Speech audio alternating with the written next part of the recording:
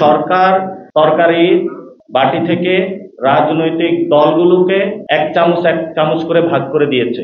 আপনার সংসদ ভবনের সামনে এই সকল রাজনৈতিক দল স্বাক্ষর করেছিল সেখানে কিন্তু নোট অফ ডিসেন্ট ছিল এবং সেখানে জুলাই সনদটা কিভাবে বাস্তবায়ন হবে, আইনি ভিত্তি যে প্রয়োজন, আমরা কিন্তু এই দাবিটা তুলেছিলাম।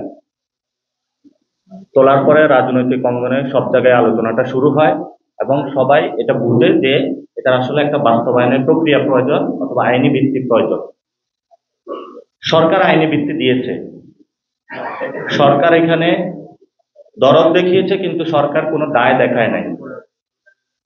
অর্থাৎ আপনার যখন কোথাও কম্পেশন থাকবে আপনার রেসপন্সিবিলিটি নিতে হবে। সরকার এখানে হলো তরকারি বাটি থেকে রাজনৈতিক দলগুলোকে এক চামচ করে ভাগ করে দিয়েছে। বিএনপিকে এক চামচ দিছে, জামায়াতকে এক চামচ দিছে, কিন্তু জনগণের যে প্লেট ওটা খালি রয়ে গিয়েছে। আমরা কি চেয়েছিলাম? আমরা চেয়েছিলাম এই গণ অভ্যুত্থানের পরে ৭২-এর যে ফ্যাসিবাদী সংবিধান, সেই সাংবিধানিক কাঠামোকে পরিবর্তন করে জনগণের একটা কাঠামো নিয়ে আসতে, যাতে কোনো নতুন করে কেউ হাসিনার মতো আবিষ্কৃত না হয়ে জনগণের উপর গুলি চালাইতে না পারে। কিন্তু বাংলাদেশের দুর্ভাগ্য যে এক হাসিনা যাওয়ার পরে আরেক হাসিনা আসার জন্য আমাদের দরজায় কড়া নাড়ছে।